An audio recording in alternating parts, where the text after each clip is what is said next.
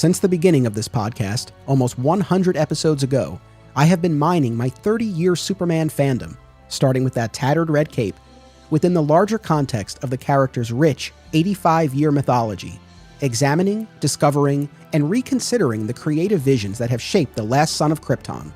Now, our milestone 100th episode beckons, and the journey continues.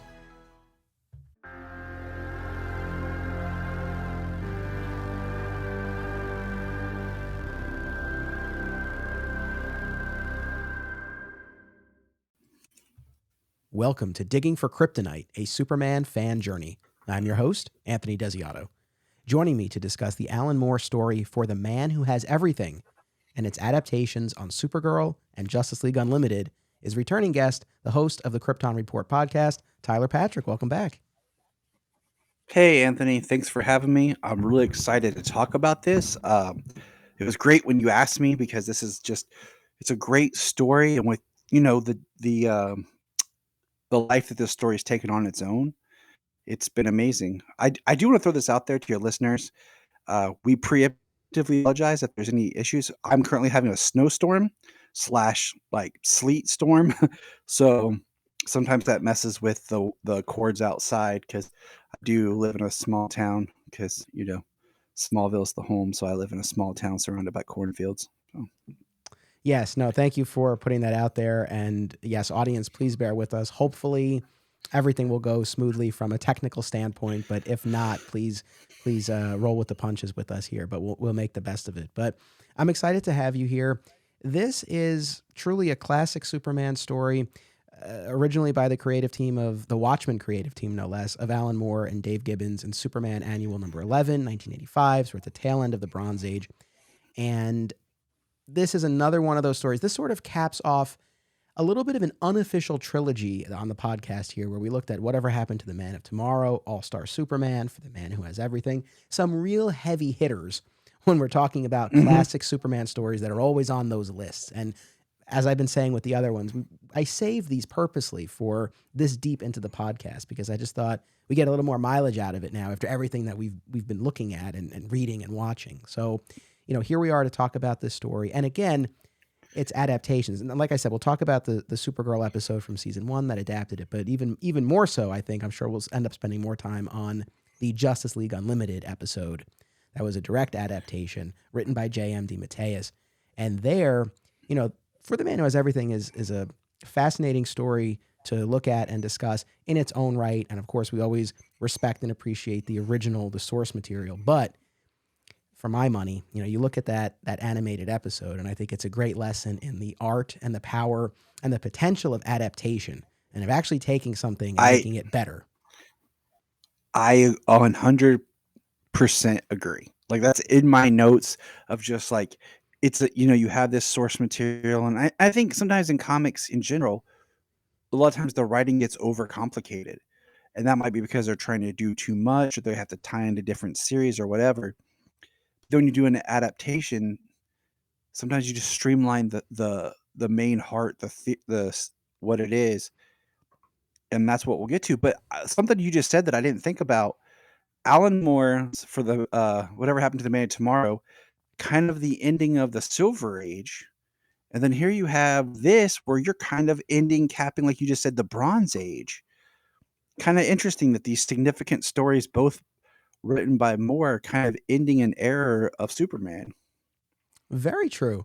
That is very true. The other thing that we're talking about, the eras and the ages in particular, of course, Whatever Happened to the Man of Tomorrow, very much a coda to the Silver Age Superman and plays with a lot of those characters and dynamics and tropes.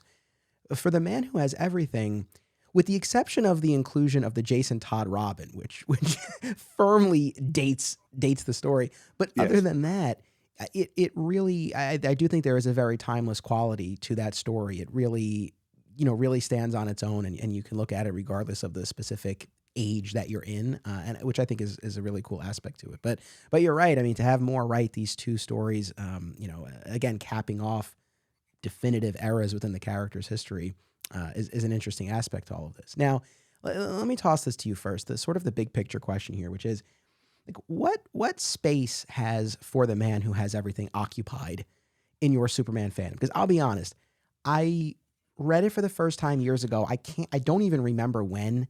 Maybe it was because it has been included in collections of whatever happened to the Man of Tomorrow for a while now. That was probably the first time I read it. And I've read it only maybe a couple of other times since then. When I did my Bronze Age episode, I read it, but that was in the context of a larger body of issues that I was looking at.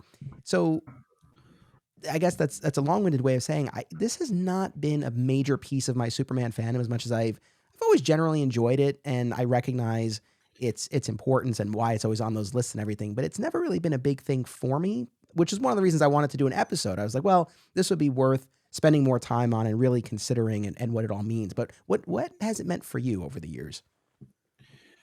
Well, for me, I was first introduced to the story through the animated episode, and I think that story holds the larger place for me, and we'll get into it more when we get there. It was after it was a few years, I wanna say,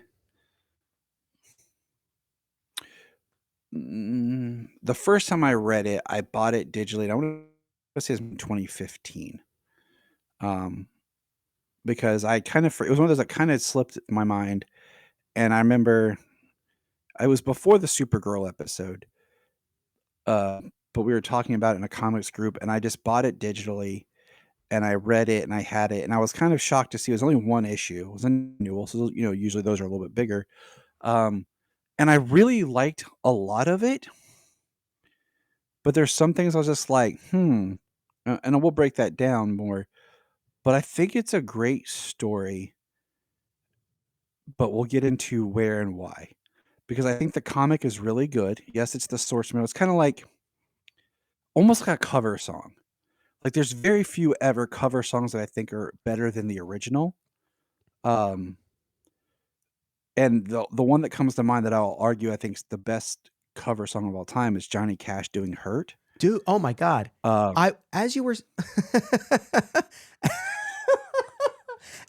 your face was priceless right there. as that's why now we do video podcasts again. As you were saying that, the first thing that came into my mind was Johnny Cash's "Hurt" and the image of Michael Rosenbaum's Lex Luthor in that padded cell in the straitjacket at the end of that season 3 episode. I could not agree more.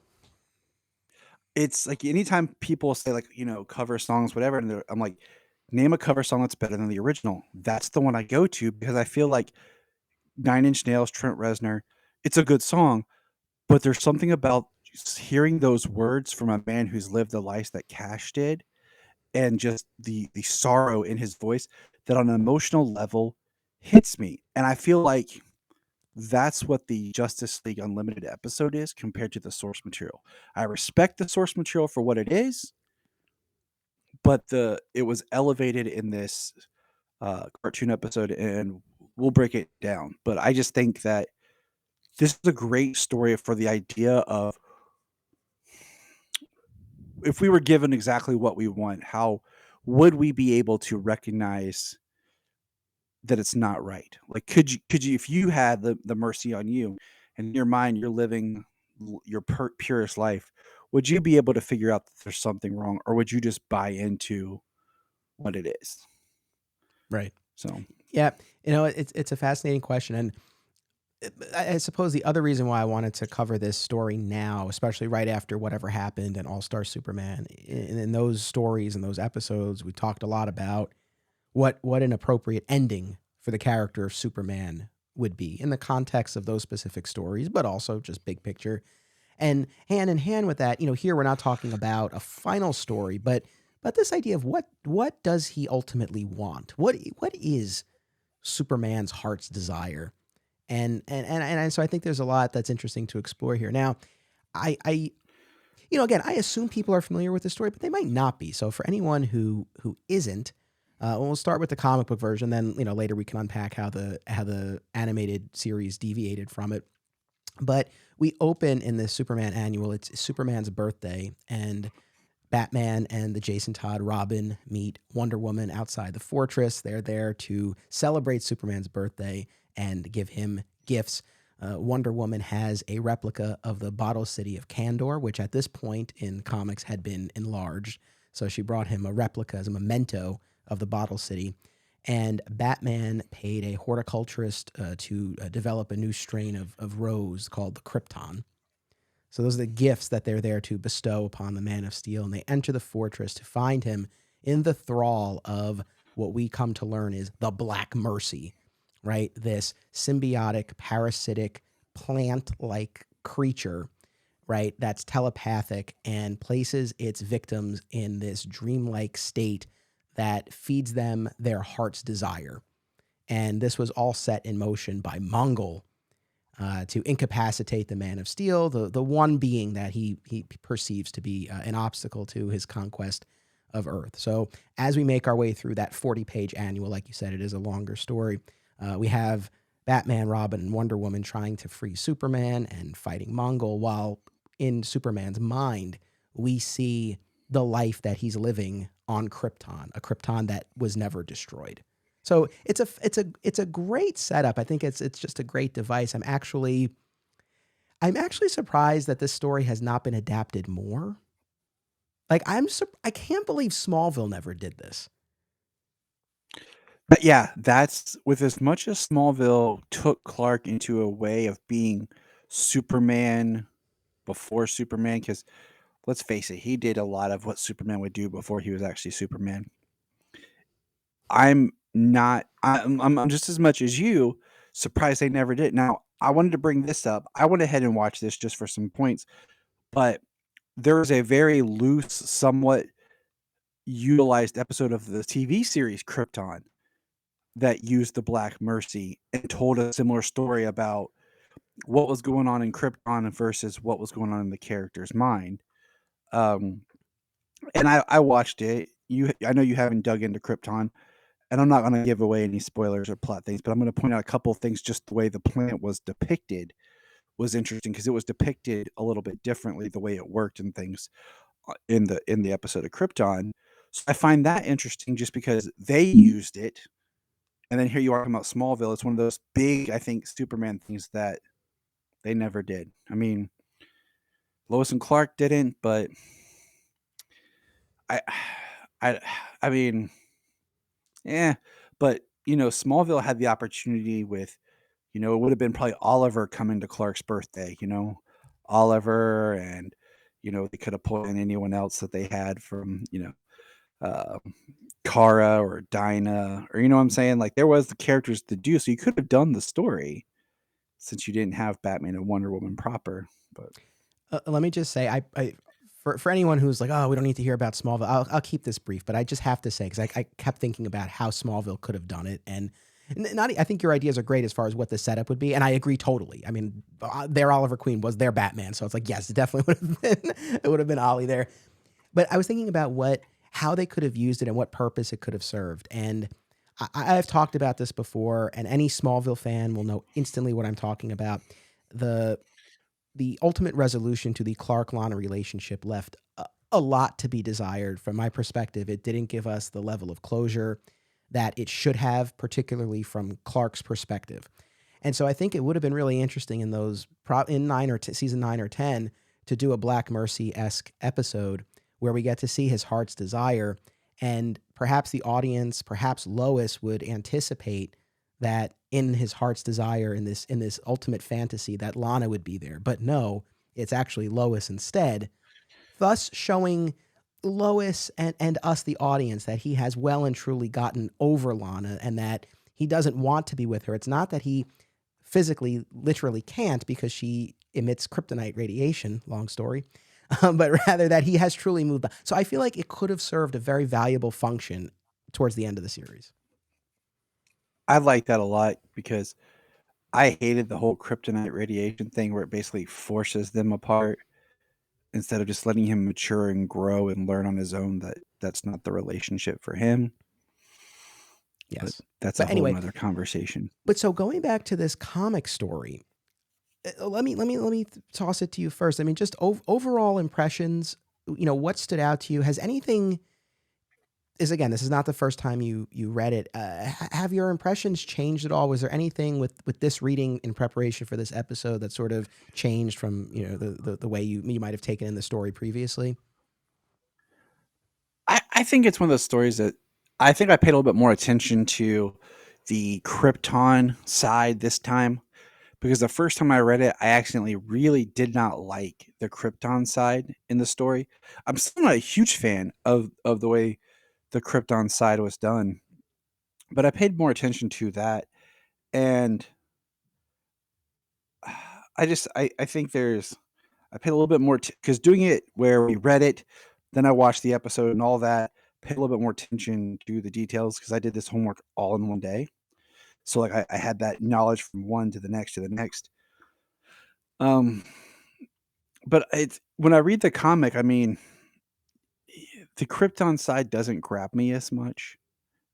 There's one part that kind of does, and I think that's where I feel like the story kind of fails me a little bit, is because I'm not as invested in the Krypton side.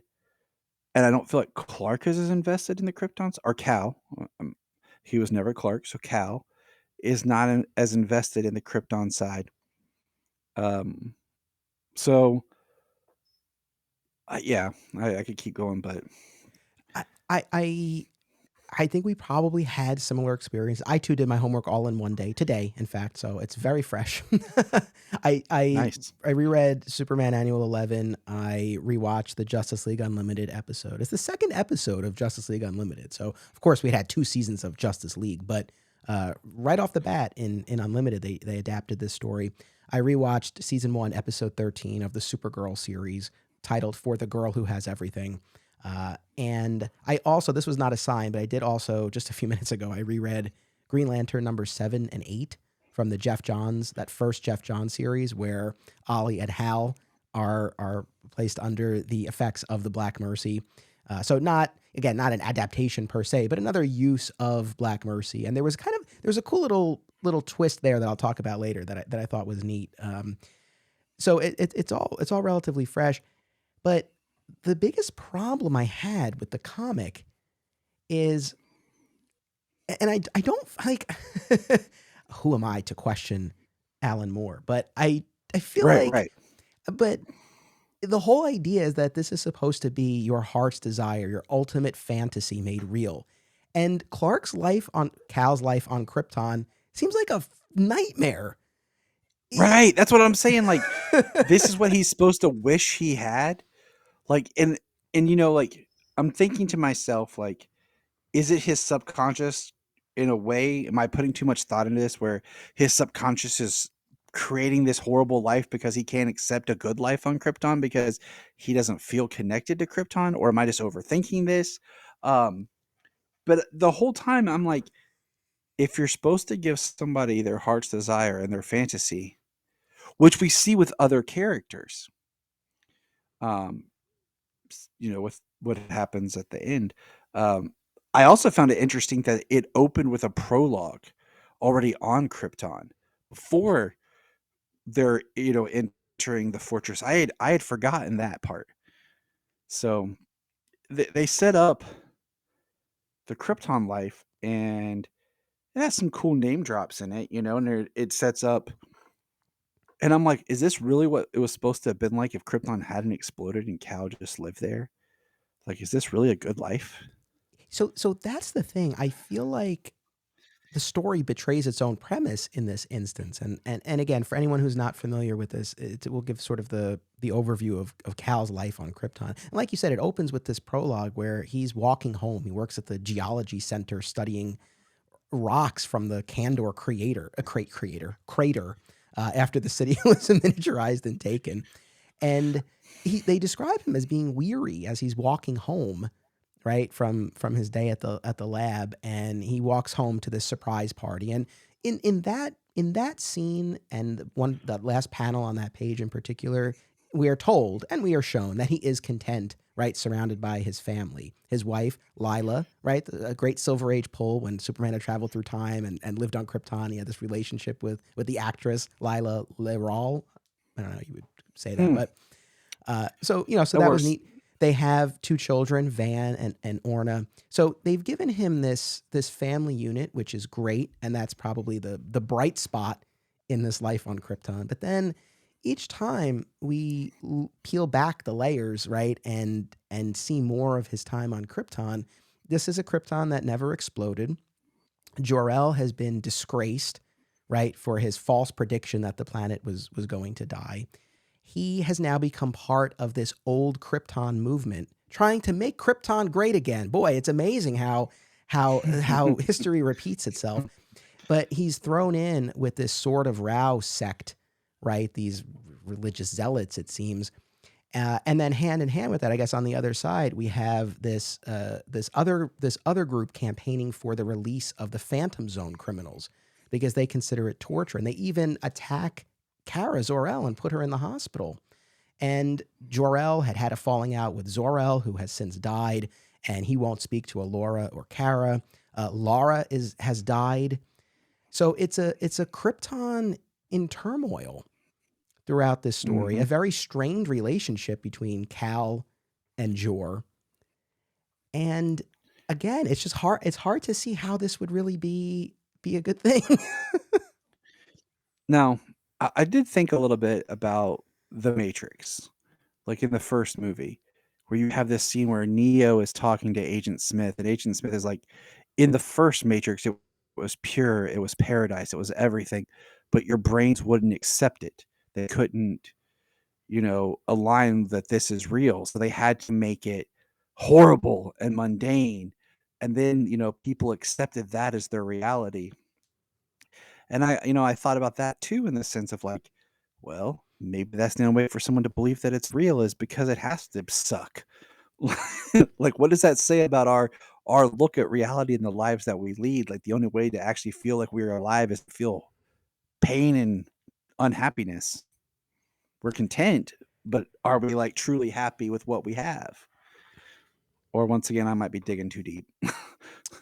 Well, so that's a good question because I think that's a valid, maybe that is a valid way to look at it, and a correct way to sort of reconcile this apparent disparity between the fantasy that it's supposed to be and the nightmare that it kind of appears to be. So maybe it is that. Maybe it is his mind sort of you know allowing himself to buy into it, right? So it's not perfect, and maybe just the fact in and of itself that Krypton is alive, right, is enough of the fantasy. And then, in fairness, the rest of it plays out perhaps realistically, right? Like we don't know what would have become of Krypton. It probably would have been a tough road for Jor-El after that. I mean, it's tough to see Jor-El in that space. Again, the animated episode was a far kinder treatment, but whether it's something like this or all that ridiculous Mr. Oz business from the comics in recent years, it's like these stories lose me when Jor-El is corrupted to this Mhm. extent. It's kind of a tough pill to swallow, you know. So, I agree. but yeah. So, uh, uh, to your point, because I was thinking about this too, that maybe these imperfections, to put it mildly, right, are his, it's his mind's way of sort of breaking through this fantasy, right?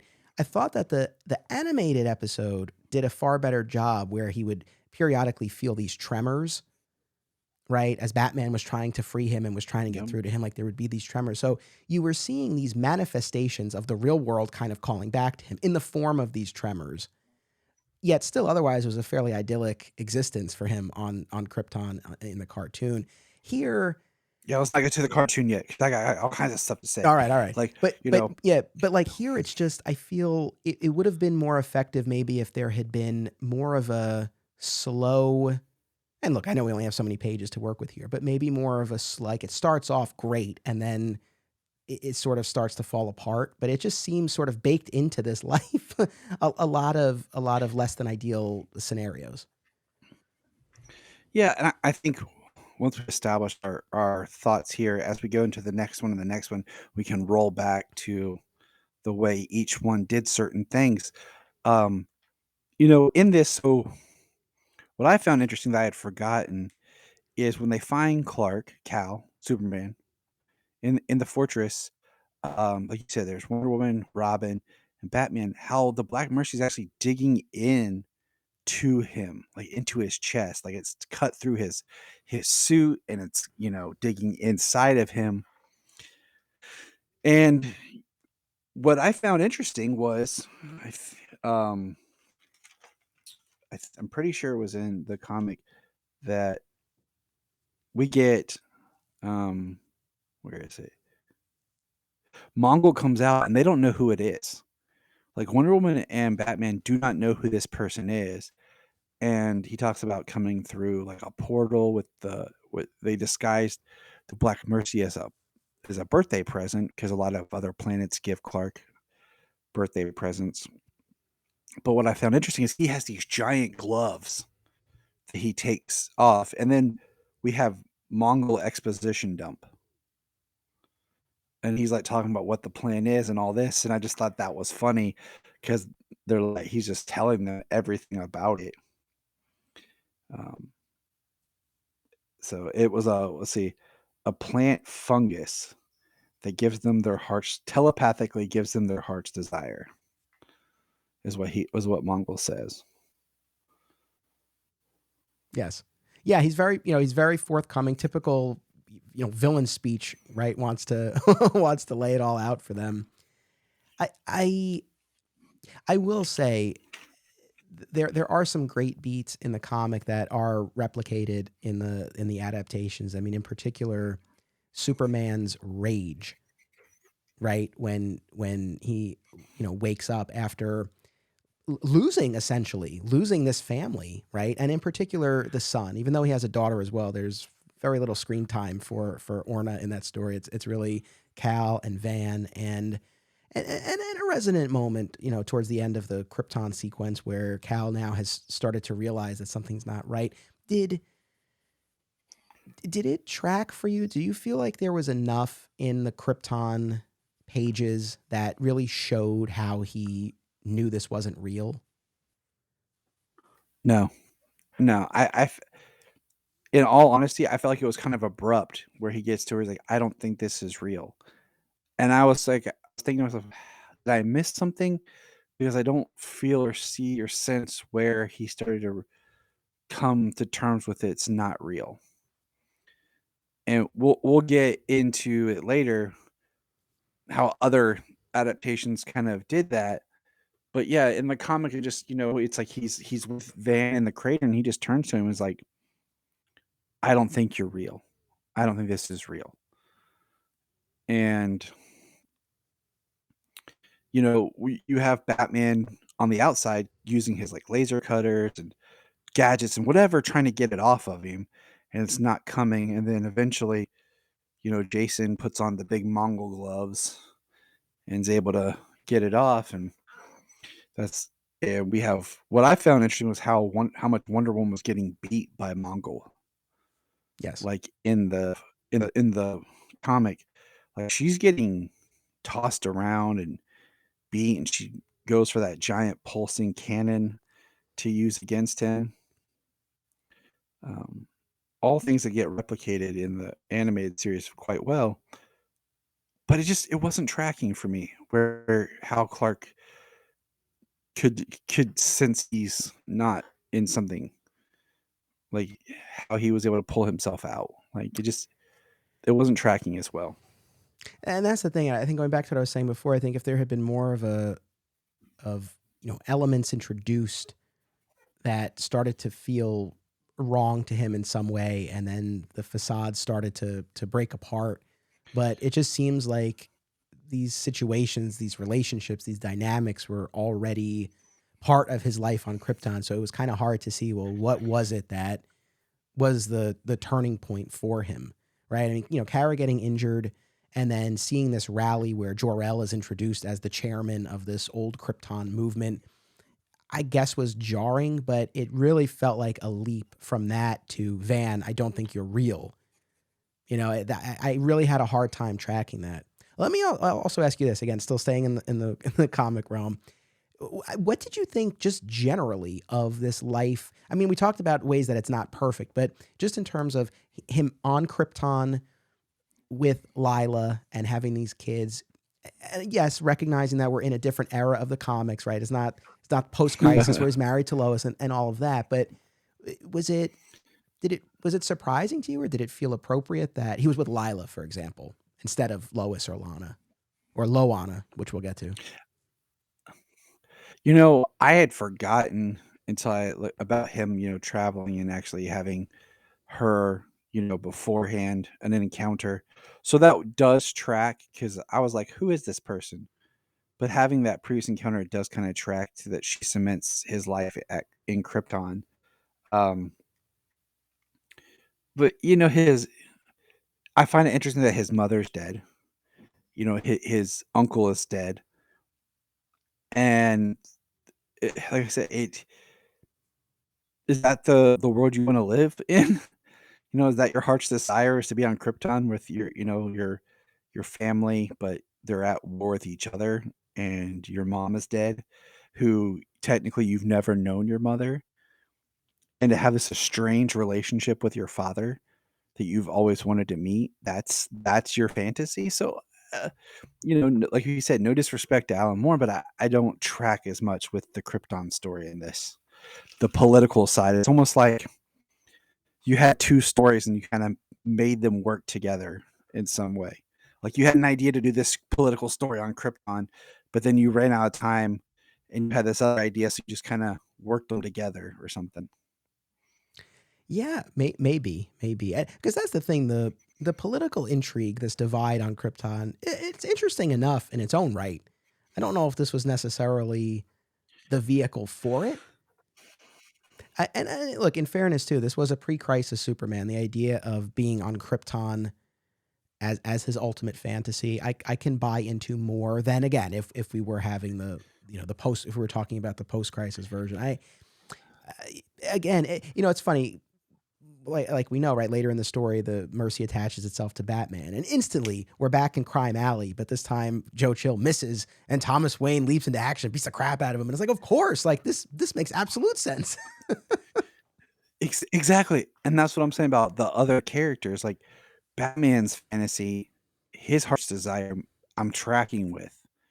I'm there for him. Like that. That's heartbreaking. That's what Bruce wants. I did have to double check just because I couldn't remember, but this is comes out in 85. 86 is when Watchmen starts. So it kind of makes you think where Alan Moore's mind is and where he's starting to lean to and think about with, political um, subplots and the world and stuff like that, and how maybe there's a seed in here for what he's going to be doing here, releasing Watchmen here shortly. So I don't know. Just thought. Perhaps, and to your point, yeah, Wonder Woman really does take a beating here. Not dissimilar from the cartoon, but there was more redemption for her there. This one, not necessarily the kindest treatment. But I think the high, I mean, it may be weird to say as a high point, but Superman, again, that Superman rage that comes out when he's freed from the Mercy and he just unleashes on Mongol.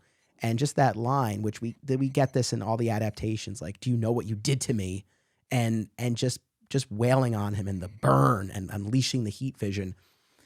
This has come up on the podcast a bunch of times. It's not like I want Superman to be, this vengeful, angry God all the time. But in select moments where we see him cut loose, I do appreciate it. And it did feel, I'll say this, there were a few things, as we've discussed, that I don't necessarily feel track or that feel earned in the comic, but his rage in that moment, I did feel was earned, and I felt that was really palpable. And I thought that was probably the strongest part of the story for me. I agree with you. Talking about his rate, did you? Crap, it's in the Bendis run. And when John comes back and he's aged up, and Clark meets John for the first time, and he is so angry that he flies through space to where Mongol is and just punches him, like to let out his rage. Yes. Remember that? Yeah. And that's kind of like the thing is like Mongol gets his rage. Like it's one of those people that he can fight that can actually take it. So like I track with his rage of just he goes after him. He just starts. And in this story, I think the strongest parts for me is that the rage when he comes out, the Batman part, because immediately your heart's with Bruce because that's what he wants. And then I think what Jason does, his one moment of, actually having the mercy with the Mongol gloves and putting it on Mongol is great because we see how the mercy affects Mongol, which makes sense. So the whole thing about Clark's mind in the mercy still doesn't add up, but And yeah, and to your point with Mongol, we see in the little epilogue that he's just carved out this path of destruction across the universe and is the ultimate ruler. And yes, that clearly it makes total sense for what Mongol would want. And so I think the explanations that we gave, that you gave in particular, I think you laid out a compelling psychological case, maybe for why Clark's fantasy plays out the way that it does. I think I mean, it's generous. Like, it's generous to give the story that, because I just don't know. I think we have to read a lot into it in order, for that to make sense. Like, I don't know that we're given enough to Mhm. really come to that on our own in the context of the story. And another thing that I did not get was, how is Bruce freed from the Black Mercy so easily? I mean, is it that Yeah. Robin is wearing the gloves? That's just what I feel like, because I feel like the gloves, because Mongol had them on, maybe there's something with them that it's able to, take the mercy can't affect it, or it hurts the mercy or something. I don't know. I just roll with it. I think it would have been great, since it's Batman we're talking about, if he just instantly was able to snap out of it. He's like, his analytical deductive mind was just like, this isn't real. And it just like instantly detaches. Nope. Yeah. He's like, I that would have been didn't great. happen. So once the battle is done, they give their presents. Unfortunately, the rose has been destroyed, but the rose, the Krypton, but the monument to his parents is, and the world of Krypton, that's still there. Wonder Woman gives him the Bottle City. He quickly goes at super speed. He is the man who has everything. He already has a replica of the Bottle City. So very quickly at super speed, he puts the one he already has into the closet and accepts the one from Wonder Woman. She also plants one on him. She gives him a little kiss. Interesting dynamic there, where Right. he's like, why don't we do this more? And she's like, too predictable. I thought that was an interesting exchange there. It is. And I think my favorite version of like the Wonder Woman Superman kind of romance was done in the connected animated films, Mm-hmm. where you have the idea, like, these two kind of, there's an attraction, because like he's the most powerful man, she's the most powerful woman. He's still figuring out who he is. And they have this thing, but then, they just realize it's not going to work. They stay friends, they build on.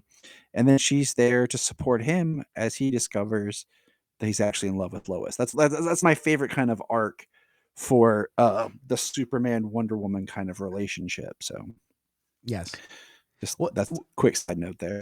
what do you think about the present of a replica of the Bottle City? I mean, clearly someone else had already given it to him, or he had made one for himself. So maybe it's a natural gift. But I'm looking at this and like, this feels like a reminder of one of his greatest failures. It took him so long to save Kandor. It's not like Kandor was destroyed, like, later on in, once again, the Bendis run, where it was actually crushed, and Oh it's yeah. being made as a monument to those. They were freed. It was enlarged. So it's like, hey, here's a small thing to remind you of the pain and suffering that, the people of Kandor went through, so you can keep that on your shelf. Of course, I know. I think we're both eager to get to the animated episode. Let me just say real quick from those two issues of Green Lantern. So, what was interesting there, I won't do a full recap of both issues, but what was interesting there, at the end of part one, both Hal and Ollie find themselves attached to a single Black Mercy. And then in part two, Mm. we see what this fantasy life would be like, where Hal lives in a coast city teeming with people. His dad is still alive. He's got a great relationship with his brothers and their kids. And on the Ollie side, he's this devoted family man, and he's got this wonderful relationship with Connor and another son and another kid on the way.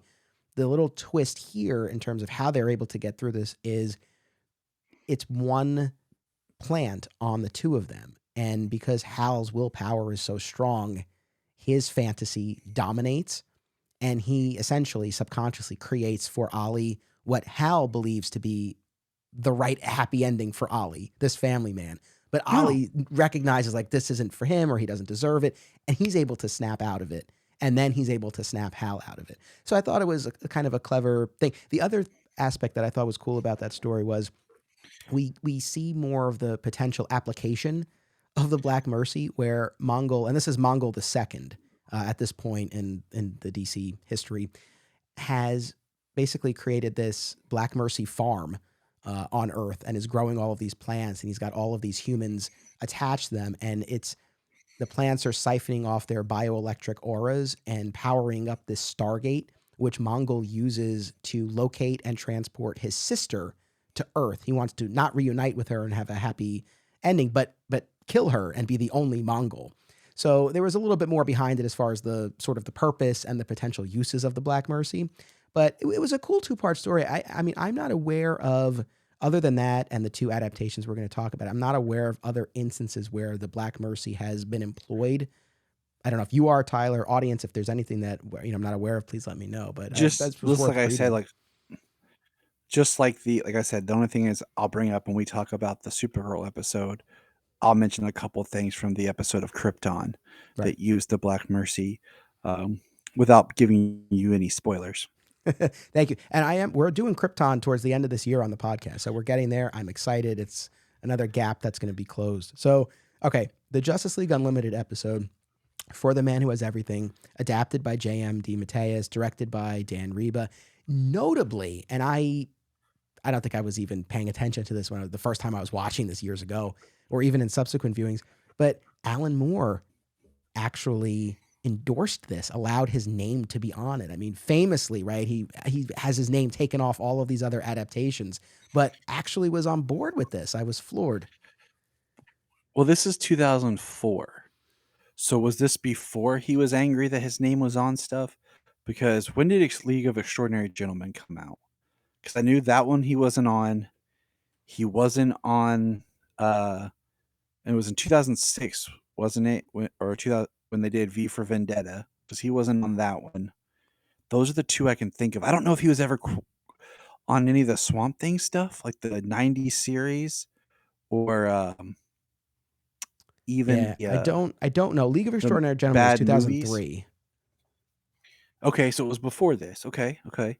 So yeah, I would say that this maybe he did endorse it because, like you said, famously he has his name removed from everything. Um, Yeah. So but I let do me want to yeah, say yeah, go for it. this episode is one of the episodes.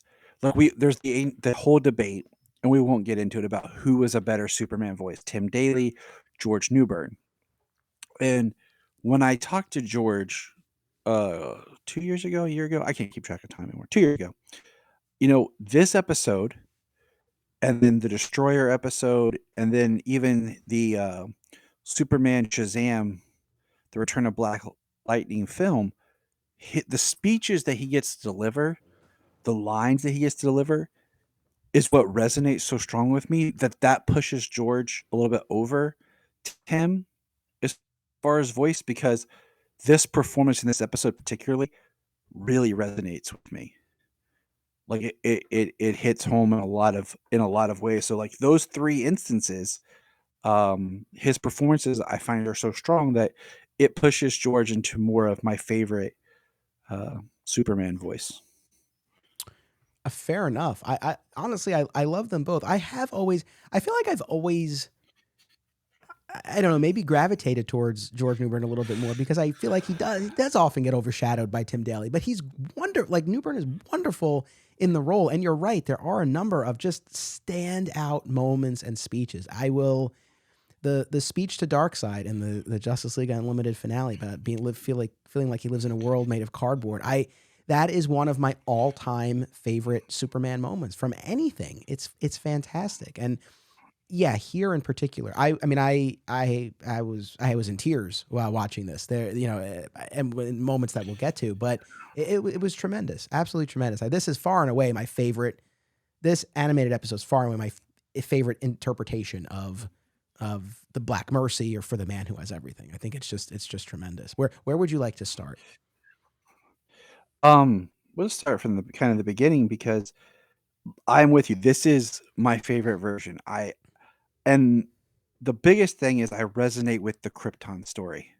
Yeah, I find the Krypton story fascinating because when we go there, okay, hold on, check my I have my thick pad of notes because I don't think they ever give his wife's name, they don't. but his wife, his this is what I love is he is on Krypton as a wheat farmer, and his wife is Lana Lang looking with Lois's eyes and Lois's voice. So right there, his mind is melding his desire for Smallville and his desire for Krypton. And he's buying into it because it's like his ultimate fantasy. Like that's more of the fantasy. Like that's the life that he would just stay with and be with forever. And I love that because it's even more heartbreaking, you know. And when Van shows up and it looks like him and it's got Lois, he has Lois's, you know, purple eyes and everything. Like, and it just, man, like we have when the idea of Brainiac the alarm on his birthday waking him out. Um, you know, but we like you said, there's the rumbling, the tremors, and the tremors represent like the breaking down of Krypton in his psychology of it's not supposed to be real. But I don't know if you caught this line, but I had to laugh when he's talking with Van about they got to take care of the back 40. Yes. Because how many times did the back 40 come up in Smallville? Like, we gotta sell off the back 40, or I think it's even in Superman the movie they talk about Ben Hubbard and like the back 40 or whatever. Like, it just made me laugh. It's like this ongoing Kent Farm joke. Yes. No. This episode, I think, is the full potential of this story realized in a wonderful way. It's largely faithful, certainly in the overall structure and beats. It omits any Robin, right? So it's firmly a Which, Trinity story, which was perfect. right, and that's what I'm saying. And I love that Wonder Woman has a gift, and she's like, "What did you get him?" And Batman's like, "Cash." And he even says, "What do you get for the man who has everything?" And you know, this is much like we had talked about before in the Death of Superman film, where it was an adaptation that was able to do much more with that story, but keep that story the same. This is doing the same thing. It stripped away things that just were kind of clunky in the book, like Robin, for example. There's similar dialogue, there's similar things. We don't have the Mongol gloves, but I'm 100% bought into the Krypton fantasy. His relationship with Jor-El is great. Um, the what I found interesting is the Black Mercy itself in this is a plant more, and because you'll see where they actually pull it and it comes up off of his chest, but it's still being held on. So it's not digging into him the way it was described in the book, it's on top of him. And the fact that you hear Batman yelling at Clark, and there's a moment in the fantasy where Clark hears Batman's voice. So there is that that way of connecting to him that helps explain how he's able to come out of it. Like there's something there that's helping us as the audience connect with how he's able to break the fantasy he's in. So, and Wonder Woman, um, you know, um, has that great, like you said, part where Mongol comes walking out holding her, and you're like, looks like she's beat, but then she like makes the line about it's called playing possum and pops up and just hits him. So Yes, she gets a little bit more. She's more BA in this. she is. She is. But So I think far and away where this episode excels is in its depiction of Superman's fantasy and the fact that it incorporates both his planet of origin and his planet of upbringing and also depicts a relatively peaceful happy life, right? It yep, feels far more like like a fantasy, but yeah, even just in that initial setup, I mean, and I just it makes perfect sense that yes, he's on Krypton, but he's a farmer, and you see those fields of wheat out there. And yes, this amalgam of Lois and Lana. Now this works well in the DCAU, right? Were this to be his fantasy, and if we were to get a new version of the story in the current comics or something like that, getting into some dicey marital territory Well, there. But yeah. In this where, he has the past history. We've met Lana before, where we see their friendship, where she's a model and she was Lex. He has this relationship with Lois that we haven't clearly defined, but we can tell there's something there. So yes, it works great because it's like the two women that you've loved are the most important, and it shows Lana kind of representing the Smallville side of his life, and Lois the Metropolis Superman, and the molding of those two into his fantasy to create his ultimate life, his ultimate happiness. So you're right. And well, that's true too. I mean, we're talking about it as the Smallville and the Krypton, but yes, it is also the Metropolis as represented by Lois. And of course, always getting that Dana Delaney vocal performance is tremendous. Christopher McDonald back as Jor-El. Mike Farrell did a line as Jor-El, right? Who played I, Jonathan? I I wondered, right? But I wasn't sure. Um, So I wanted to ask, did you watch this on HBO Max or did you watch this on physical? I watched it on the Blu-ray. Okay, I didn't get a chance to put in my Blu-rays because I watched it while I was covering a study hall. um, I wanted to see because I know sometimes they'll do commentaries on certain episodes. If there was a commentary, because I think this would have been a great episode to have a commentary on. And I was going to ask you if you knew if there was one or not. There wasn't, unless I mean, I didn't go to the special features menu, but typically if there's a commentary, you'll see a little icon next to it on the main list. So I didn't, but I would double check. But yeah, it would be cool to get one on this. But yeah, I mean, just from the IMDb trivia and stuff, so Mike Farrell, who voiced Jonathan Kent in Superman the Animated Series, he voices the robot, and Mm, in the credits he is listed, I think, as Jonathan. But then the trivia was talking about how I think they have him do like one line as Jor-El, but to make it make sense from a production budget standpoint, that's why like they brought him in for the line, but then they also had him do the Brainiac robot sort of thing. But again, there too, like this idea of representing both the Earth and Krypton sides, which was one. I mean, still no Laura, but at least she's not. We're not told she's dead in this in this iteration. She's right. just not there. She's just not there at the time. Yeah, which works so much for me compared to your mom's dead. And Cal and Jor-El seem to be on solid ground, and even Jor-El. I talked before about how this is a far kinder treatment of Jor-El. He talks about being able to salvage his reputation. Right, his prediction proved false at the time, and clearly that was a difficult period for him. But he's not this disgraced cult like leader, at this point in Right. time. And you buy that. You're like, okay, yeah, sure. That would like everything's just well enough that you're buying this perfect fantasy that he would have. Yeah. So, And again, eh, we have Cal hearing Bruce's voice, feeling the tremors. It tracks a lot better that he's starting to realize this isn't real. I also like too that this just gave them one child. Orna in the comic felt very perfunctory. They didn't really do anything with her. So here we have Van and little Crypto. But when we get to that scene, this is the scene that had me in tears when he's yep, saying this farewell to Van. I know as a fellow father, I know this hit you yep, too. The line in particular when he talks about how baby Van, the day he was born, and how he squeezed Cal's hand. It's like it took me right back to the night my son was born, and they brought him over to the little table and we're inspecting him, and then I went over, and the first thing I did, I put my finger in his hand, and he grabbed it. And so when he was talking about that, it's just like, oh man, it was gut wrenching. It really evoked an emotional response. It was so well done. and he's like at that point he's breaking free. He holds him. He says, "I'll never forget you," and Krypton starts to explode around him. And I think I've told you this story. Like the night like my son was born, like I was like holding him. He was laying on my chest, and I was just kind of rubbing his back and everything.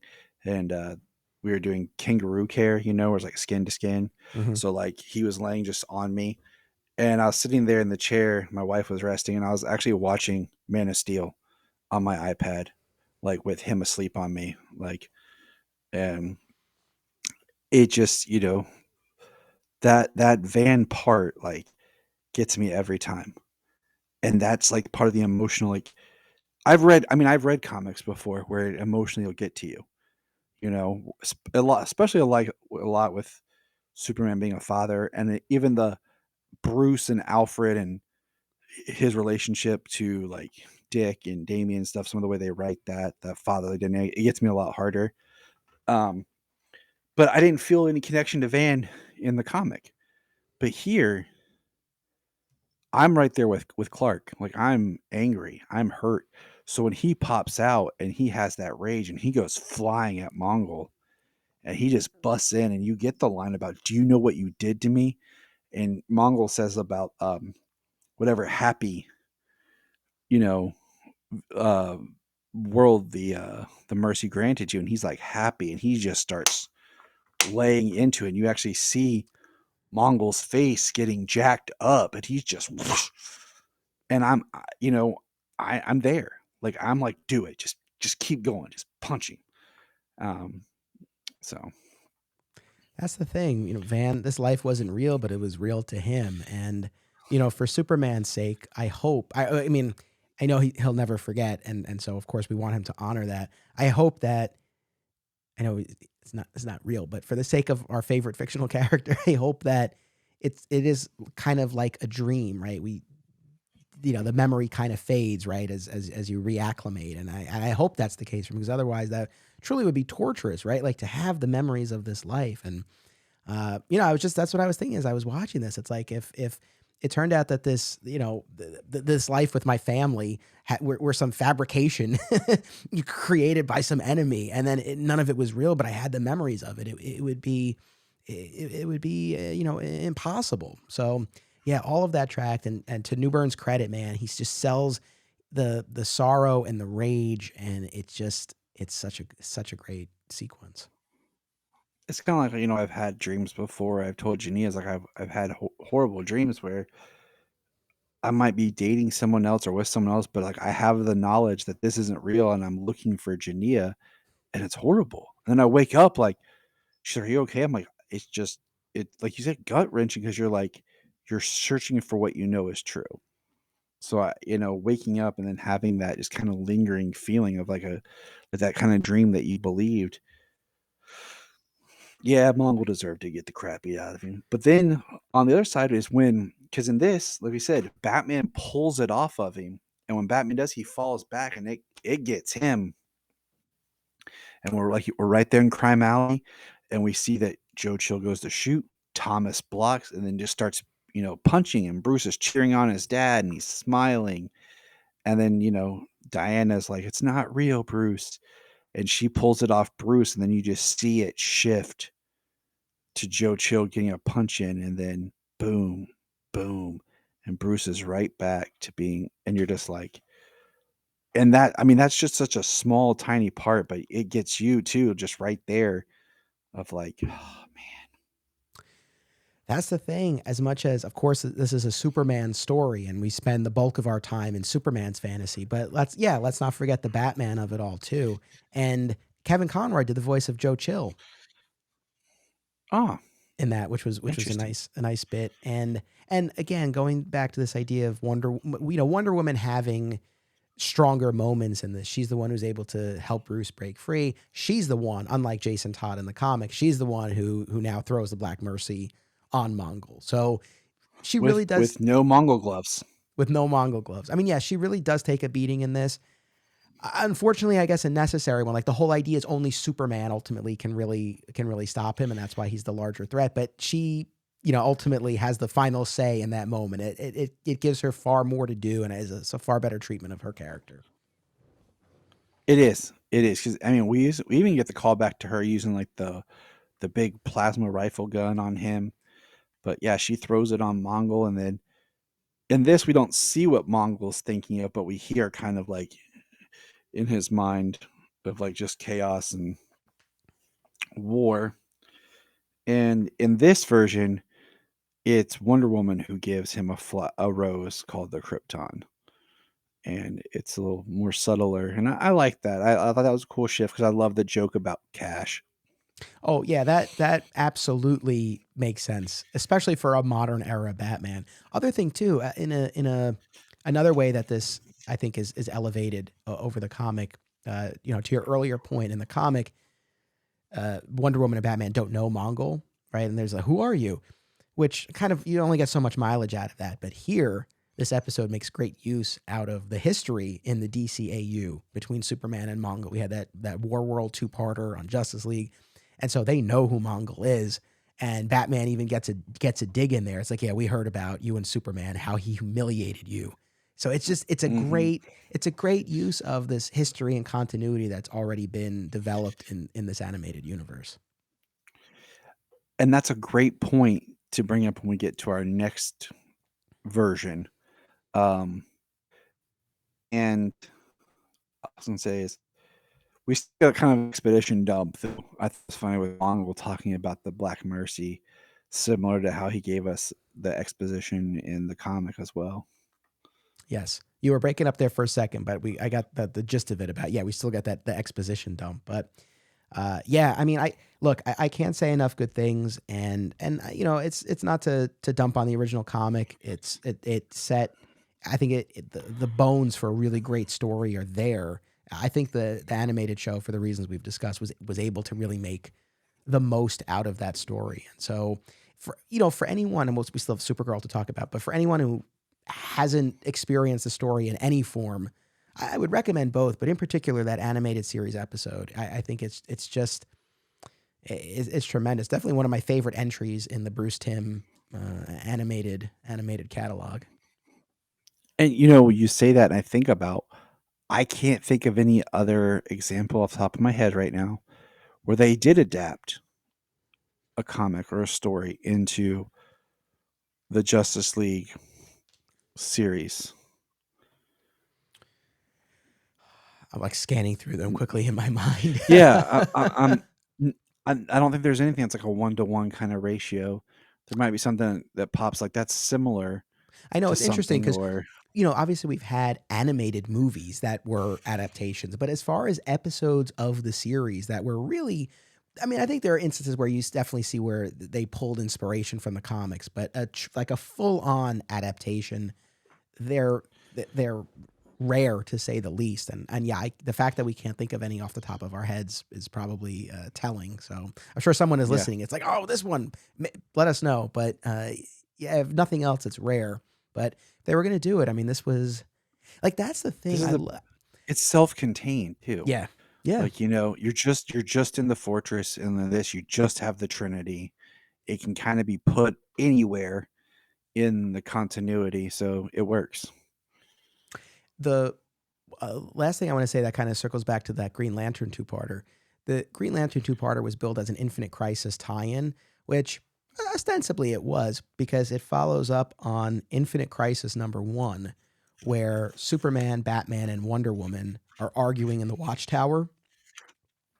Right, so this is the period in DC history. There's it's a fractured relationship among the Trinity. Wonder Woman has killed Maxwell Lord. Batman has set up the OMAC project and is spying on everybody. There's a lot of distrust. There's a lot of animosity. It's a sad kind of reversal of the dynamic we get in For the Man Who Has Everything, where they're united and it's celebratory. The reason why they're there together. Here at the beginning of Infinite Crisis, the JLA Watchtower has been destroyed, so they're there in this rubble on the moon, just really digging into each other. I mean, we get that classic Batman line where he says to Superman, "Let's face it, the last time you inspired anyone was when you were dead." I mean, it's rough. But then you get Mongol in the background there, who attacks them, and there's a battle, and he gets away. And then that's sort of the backstory to his appearance in Green Lantern, where he had taken the Black Mercy from the Watchtower and then set up this farm and everything that I explained earlier. But it was I went back and I looked at that Infinite Crisis issue because it's like, yeah, you get the Trinity in this sort of secluded area and an attack by Mongol. But the circumstances are very different, but it definitely called to mind For the Man Who Was Everything. So, Agreed. all right, man. Supergirl. We have not. I have not really discussed the Supergirl TV show much on this show. It's come up here and there. I did not watch the entire series. I watched it through Crisis and a little bit past that. and then I gave up. I think I made it to the top of the final season, but I stopped pretty early on. So going back to a season one episode, I was reminded of how strong the show was at the outset. I do genuinely feel like it started off really well, and even in that initial move to the CW, I still remember enjoying season two, and sort of diminishing returns Thr as we move forward. um, I think it's strongest seasons 1, 2, and 3. Season 3, I think when I think of season 3, a lot of times I think of the Martian Manhunter story where Carl Lumley was there as Marin. I loved that dynamic. But just like you, like we went back and James and I, my co-host, he never did anything with season 1 of Supergirl with me. He didn't come onto the show until sometime in season 2. So we had kind of just hit and never really talked about season 1 a lot. We'd kind of reference it. And recently, back in October, we went back and watched the pilot as like an anniversary of, just because the show's off the air and going back, and rewatching the pilot. And like you were saying, like it was fun to revisit the CBS year when it was on CBS. You can tell there's a little bit more budget. There's some distinct differences in the production and in the writing and in everything in the characters. So this is the second episode I've gotten to revisit um, recently from that season, and yeah, it was stronger, and there was things going on. And a lot of times in any series, that first season's always the upward because everything's new and you're building everything. But they did do a lot with that series of kind of adaptations and things. But what I found interesting about this one is much like you were pointing out, this one is for the girl who has everything, but it's still built into um, the continual overarching storyline. So it's not as self-contained as the book or the cartoon episode because there's a lot going on that builds into the bigger plot of the series arc that still flows through this. So you can't really watch this as its own thing. Like if you don't have any knowledge of the series, you can't just pop in this episode and enjoy it as much without being like, wait, what, who, huh? So That is true. It took me a minute to sort of reacclimate to. Again, it's been years since I watched season one, and I only ever watched it as it was airing. I never went back and watched it again. Thankfully, the recap was helpful, and of course, I'm well familiar with all the characters and the dynamics. But sort of settling back into the plot of season one with her aunt Astra and Non and their myriad plot to essentially enslave humanity. But I got my bearings and I got back into it, and yeah, to your point, I'm watching, and I'm like, man, like this show looks so good in the CBS year. Like the effects are great. And we have Laura Benanti here playing dual roles as Allura and Astra. Of course, I love Erica Durance, and I was happy when, if we had to have a recast for Kara's mother in season three, of course I was happy to see Erica Durance, but I love Laura Benanti. I thought she was great in those two roles. But yeah, it was fun. So in this instance, it's Non who sends Kara the Black Mercy. That actually happens at the end of the prior episode. Thankfully, the recap included that. And similar type of deal here. Team Supergirl, her sister Hang Henshaw, aka John Jones, James and Wynn. They all have to work together to try to get her out. We have Maxwell Lord. I was always bummed that he didn't mhm. continue on the show because I liked him in his few season one appearances O- as a villain. or even any dialogue about what happened to Maxwell Lord. Yeah, that would Like have been good, right? it's so weird to watch like the last episode of season 1 of Supergirl and then watch the first episode of season 2, just how some of like the things, the quick just glossing over dialogue that they have about, we've always had this bunker inside the city. Oh, so we're not in the cave anymore? Nope, we're now in the city. Okay. Like it's just like there's no like, hey, what happened to Max Lord? Like he's nothing. There's nothing. Nothing. At least Nothing. with Cat Grant, there's some dialogue about where she goes, but That's something with television shows that always frustrates me. It's funny because of course, I do my own rewatch podcast with the George Reeve Show, but I also listen to a number of rewatch podcasts. Currently, I don't follow this one regularly, but I dip in and out of the Pod Meets World show, Ah, Boy Meets World, and yep. it's funny because they talk a lot, and it brings back a lot of memories. Because Boy Meets World had a bunch of characters and storylines that were just dropped and like never referenced again. I mean, some of them came back around in the Girl Meets World series. You finally got a little bit of closure years later. But in the Yes. original run of Boy Meets World, like there was like people just disappeared. And so now you have three of the actors from the show talking about it and expressing their own frustration about like what happened to so and so. And it always drives me nuts, whether it's that show or this or any other. It's one thing if you can't bring someone back or you don't want to bring someone back, but how, we're talking seconds, like seconds in an episode to just have some line to just account for something in some way. I don't feel like it's that much to ask. Yeah, I agree. Um, I I'm right there with you because I'm a continuity person. And yeah, you bring up the Girl Meets World. That show's been on my mind a lot lately. But I just had to say, like, there were three different actors for Topanga's dad, Yes. and the Corey Topanga story was always being retconned and changed and altered about how they met, how they were friends, and all this. Like from the crazy, weird, bizarre Topanga, and then they slowly change her character. My favorite is when her dad was played by Peter Tork, and we got the Mini Monkeys reunion on, Boy Meets World. We had three of the four members. I'm a big Monkeys fan. Uh, so that was always my favorite version of her dad. But you had, I think, was Michael McKean one of them? He was one of I them. think. Yeah. Smallville's Perry White, baby.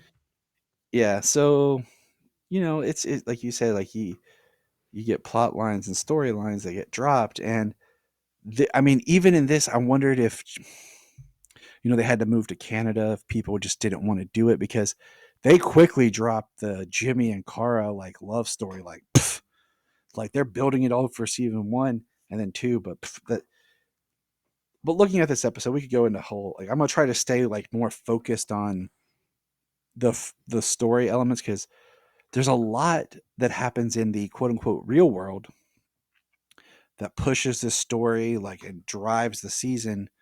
Um, and there's some fun stuff that happens too. Like, but the one thing, I don't know if you were thinking this, that I was. Okay, I'm watching this whole thing. I kept thinking to myself, why does Martian Manhunter suck? He takes on the form of Kara to help her not lose her job, but he can't mentally like alter Cat and like mind read Cat or change Cat's thoughts that Kara's there or how she's acting towards Kara. Like he couldn't have done, or even just knock Cat unconscious and put her into like a sleep coma or something. Or later when they have to do this whole thing with Max Lord, where they have to put Alex and get her to go into Kara's mind to try to help pull her out. You're telling me Martian Manhunter couldn't have just psychically reached in there and been like trying to pull her out, or like had some sort of psychic link, where he was connecting him, Kara, and Alex together? Like they really diminished his character in this show because, frankly, Martian Manhunter is probably one of the most powerful characters, and this show kind of diminishes him. But That didn't bug me so much. The whole him posing as Kara, it is a bit contrived, and it's like, well, he could have used some, mental shenanigans to sort of get through this faster. But all right, they wanted to play the comedy of an out of character Kara, and Melissa Benoist gets to play that. I was okay with that, but I had the exact same thought as you when they had to rely on Max Lord and this device in order to get Alex into Kara's mind. I had the same thought. I was like, could John not do this? But maybe that was beyond his I don't know. This was also early on too, and not everyone even knew who he was yet, that took me a second. I was like, oh yeah, that's right. Like he was still, that was I a mean, he slow wasn't. reveal. Maybe he didn't have as much of his power because I feel like once his dad shows up, his powers get stronger. It's been a while since I've watched them all, but I mean, he wasn't even supposed to be Martian Manhunter. He was supposed to be Hank Henshaw, and it wasn't until they were filming the pilot that Jeff Johns was there and said, "Hey, wouldn't it be cool if he was actually Martian Manhunter in disguise?" And that's why like his characterization in the pilot is so much different than where he goes, because they decided to make that adjustment to his character. Um, Yeah. but with Well, this up, but with good, no, you go. I think we're going to the same I place. was gonna say, I was just gonna say with this episode, I did like that. Much like the book, it opens up on Krypton. You know, we did have that lead in from the previous episode, but if you're just watching the episode, it starts with her on Krypton waking up, and you know her mother's there, and we see Kellex is there, and she's like, "Where am I?" And she's immediately she. I thought this was interesting. Immediately, she is aware that this is wrong, Yes. and this kind of works backwards from the other versions, where you're buying into it. She wakes up like, "What's going on? This is wrong," and they have this whole thing about the Argo fever, and she's having hallucinations and all this that they're feeding her about her being sick. And you know she's fighting it, and she's like, "I need to get back." Um, and we get Cal's name dropped, and we see her dad and her mom. We see a more preteen, about what would you say, 10-year-old maybe, Cal. Yeah. He's there, so it's all kind of tracking with if she had never left Krypton, where her life would be. And then Astra shows up. No Jarrell though. No, Cal's there, but his parents aren't there. Because we can't. God forbid we ever get a scene of anything with Zor-El and Jarrell together. I know. God forbid that ever happens. That always makes me mad. It's like you can only have one. You can't ever get the two together. So I thought that was interesting. I thought, the fact that the longer she's under the mercy, the stronger it becomes, and the harder it's going to get her to get out of it. I also liked the way the Black Mercy actually looked being on her, and like they would touch it and it would get tighter into her. I feel like this is much more of like the kind of how it was in the book. Um, it was very creepy. um, so like, but it looked, like it was all around her, and so Yeah, I obviously had the same reaction as you did. Again, I didn't remember this episode well enough, so I was surprised at the outset when she, wakes up knowing that this isn't right, like you said, and then buys into it more and more. And over the course of the episode, she starts to forget, right? So she doesn't remember, the name Earth at a certain point. or And Supergirl. exactly. And I thought what was cool about that was I feel like it raised the stakes, right? Because it's one thing when you start Yes. fully bought in and then it's like, okay, well, this will kind of chip away and she'll come out of it. But when you go in the opposite direction and she gets more and more firmly entrenched in this fantasy, of course, yes, we know she's going to come out of it, but I feel like it does kind of escalate things. So I thought that was a cool twist. Also here, as far as what her fantasy would be, this was someone who spent the first, 12 or 14 years of her life on Krypton. So the Yep. idea that this would be her fantasy made absolute sense. Even though at the end of the episode, she feels like she has to explain to James and Wynn and Alex, like why she envisioned herself on Krypton instead of Earth. And she talked about how she's experiencing this period of turmoil and she's feeling out of place, just like she did when she first came to Earth. And just as back then she fantasized about life on Krypton, that's why now her Black Mercy fantasy was on Krypton. Uh, I don't think she even owed them that. I feel like it makes total sense that she would see herself on this planet that she spent her early years on, unlike Kal-El. I totally agree. That's why I say that the animated series of kind of blending Smallville life, Metropolis, and Krypton works for his fantasy, because that's what's always been a great difference in the Supergirl and the Superman characters is he didn't live on Krypton. She did. So she always has this knowledge of she always has more of the sense of what she's lost than he has. Um, another thing, like in this episode, like we see what the Black Mercy looks like and how it is. And I just wanted to mention this in Krypton, the series, the Black Mercy, the live action, looks more fungal. Like it's spread out through the person. It goes in through their nose, like their skin is like black, almost like it's putting a venom in them. Because and they talk about what brings that character out of it is they're actually using the Black Mercy for something else, and they're putting a needle in it and injecting its venom, its toxins out. And as they do that, it's like causing ripples into the character that's starting to blend the knowledge of the real world and the fantasy and causing them to crash.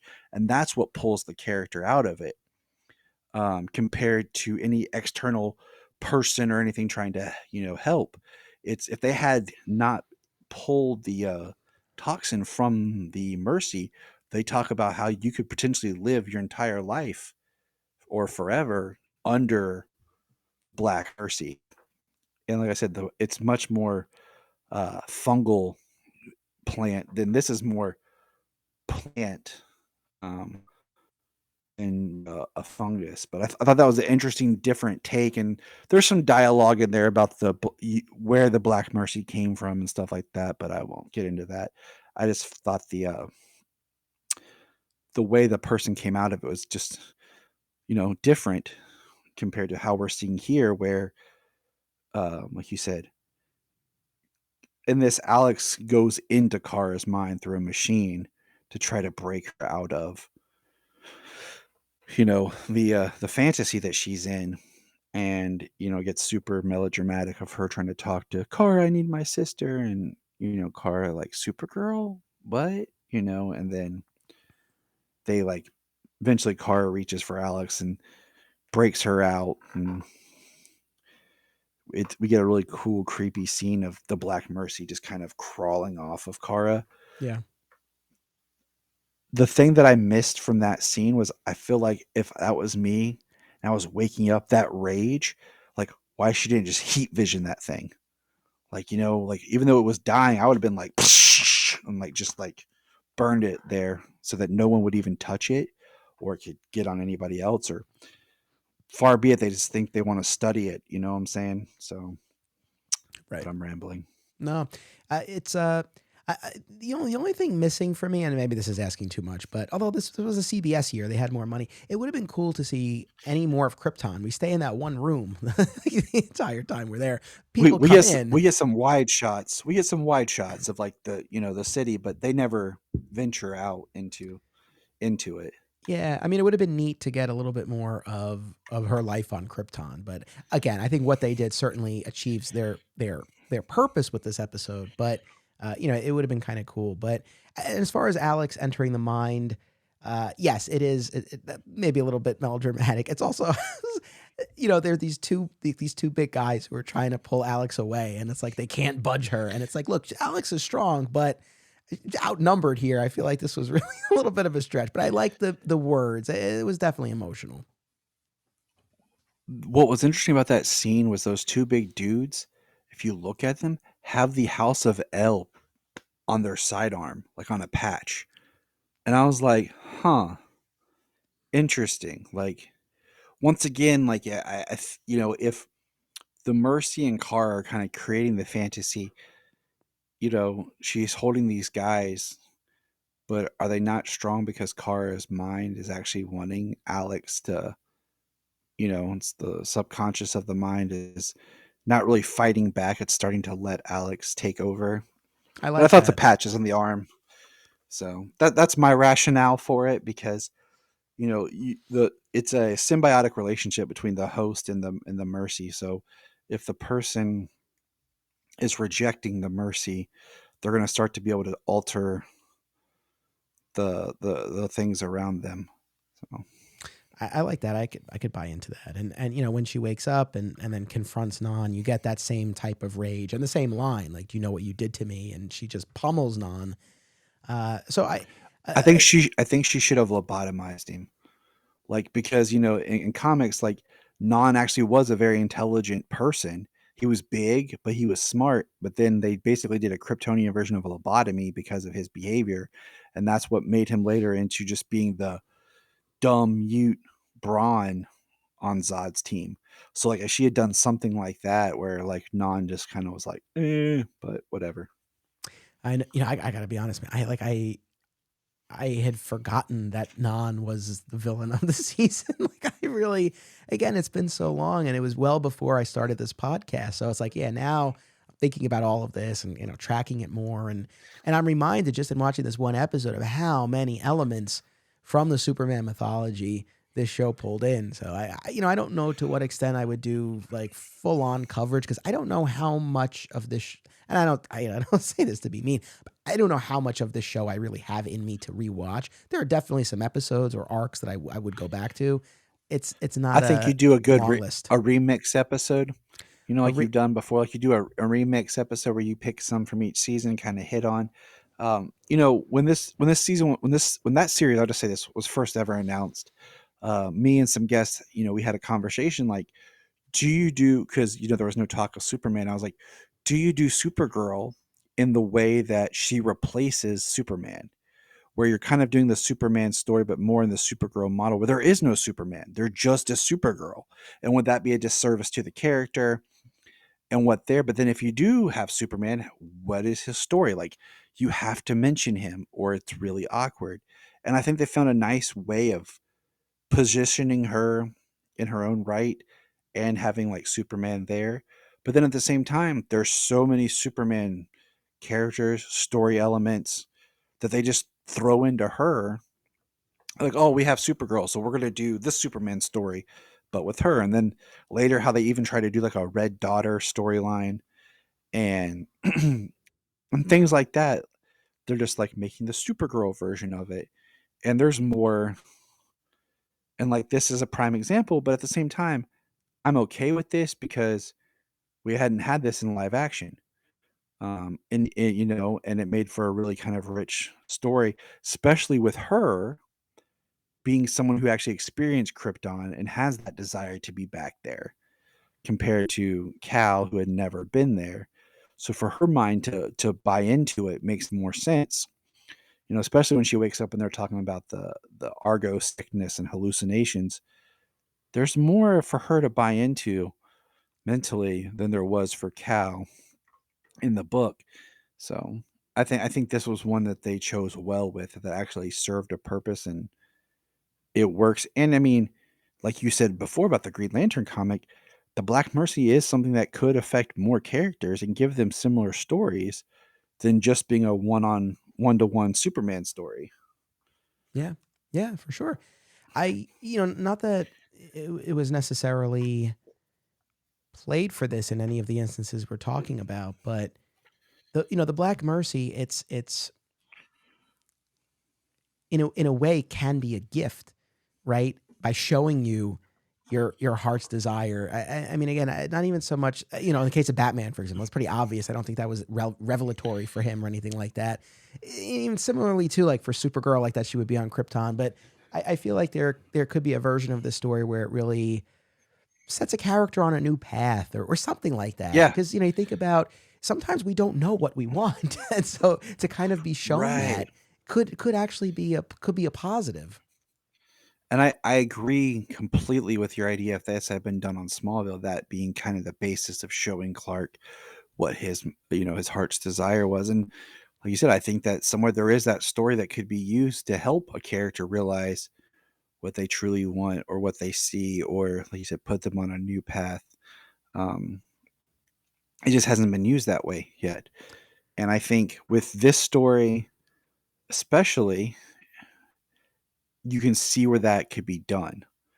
With the original comic version, I don't see that kind of a story. But the way it's evolved, I can see that. And the way it's used in Krypton as well, like where it really is more of what someone truly wants out of their life. So Gotcha. Yeah, I'm excited to get to that. I would love if Superman and Lois did something like this. I kind of, regardless of what the I device is, what ooh, ooh, ooh, go ooh. for it. Do it on Superman and Lois, but it attacks Jonathan. And then you can do the story kind of you're talking about. What is there? Because you have that character who states that they're not jealous of their brother, Hmm. but what is there, and then after the arcs that we had with him and the drugs, you know, Yeah. what is that character's his heart's desire? What does he want compared to like Clark's? I feel like if we did Clark, it would be like Yeah, because we've had his journey. He's an older Clark. He's married. He has his children. I feel like this Clark kind of has his heart's desire, but to do one of the kids and to lean into Jonathan, who kind of, especially after his whole arc of losing football, losing everything that made him the person he was, and then looking up to John Henry and kind of being rejected that way. That if the Black Mercy took hold of him, it would be a very strong story. There we go. There's our pitch. I agree. I like it. I mean, regardless of what the device is, at some point in the show's run, which, given the state of CW and Warner Brothers Discovery, I don't know that we're going to see that many more seasons. Hopefully, it's sooner rather than later.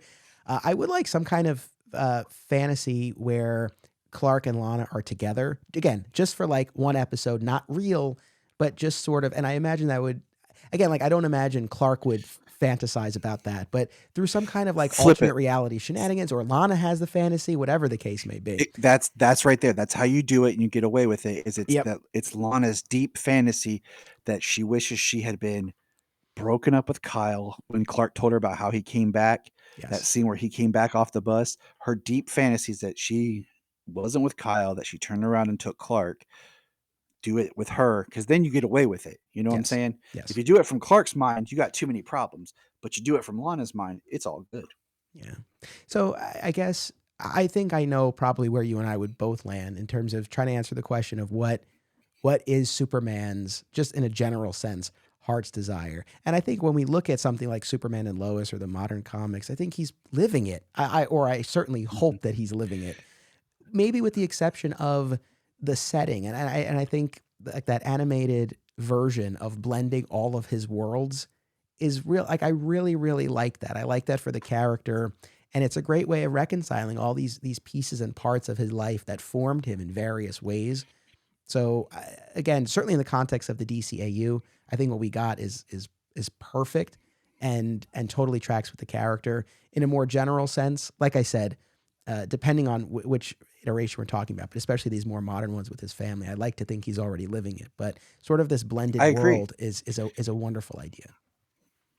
I agree. That's why I don't think if you did that story now, or if you did on Superman and Lois with Clark, it would work, because I feel like he's already there. Yeah. He has what he desired. He's accepted. He's free. He has the love of the woman that he loves. He has his family. He's in Smallville, which he loves, and everything. So yeah, I think the story works at that sweet spot of, like, with the Supergirl context, like, this is season one where she's just coming out as Supergirl. She's just started taking that role. She's dealing with the realization that her aunt's still alive. They're still Kryptonians, but they're evil. And so she's wrestling with that. So I think that the story works best here for her. You have to, I think, to make it really work, the character has to be at a lower point. Um, but with the animated series, I think, is the best version possible of the story. So Absolutely. Absolutely. Well, listen, thank you very much. It's funny because and I know how I map out episodes far in advance. This one like really wasn't on the list in for a while, and then it's like, well, of course you got to do an episode on this. I guess we had touched on it in the Bronze Age episode, and maybe at the time I felt like, well, that's sufficient. But in thinking about it more, and especially in the context of these adaptations, because I think that really puts a lot more meat on the bone here. It definitely more than worthy of its own episode, and I'm really glad that we got to talk about it. And again, at the end of this little trilogy here, looking at what is the right ending for the character, what is the character's heart's desire. I think it's fascinating to ponder. And audience, I welcome your takes as well. What you think the answers to these questions are, because there's no right or wrong. I think we all look for something oh, maybe a true, little true. bit different. So thank you very much. I hope that everyone will check out the Krypton Report podcast, available on all major podcast, on all podcast platforms, and on social Yep. media as well. Is there anything else that you want to let people know about or direct people to? No, I appreciate getting to come on and chat this, because usually for people, I joke, and we've joked before, how prepared you are and planned ahead. I think, this, like, a week ago, you asked me if I wanted to do this, which has been like the shortest turnaround I think we've ever had any interaction in. Um, Usually it's like, hey man, in 3 months, do you want to do this? Yeah, all right, I'm in. But you're like, hey, you want to do this like now? Sure, let's do it.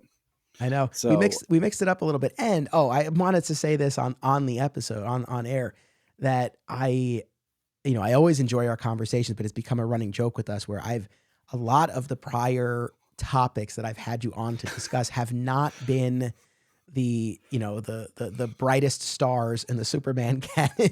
We did the Supergirl it's true. movie and Superman 3 and 4. There've been a few things where some might consider them duds. I think we've always found a lot to talk about, but I was like, I gotta give Tyler something that's good.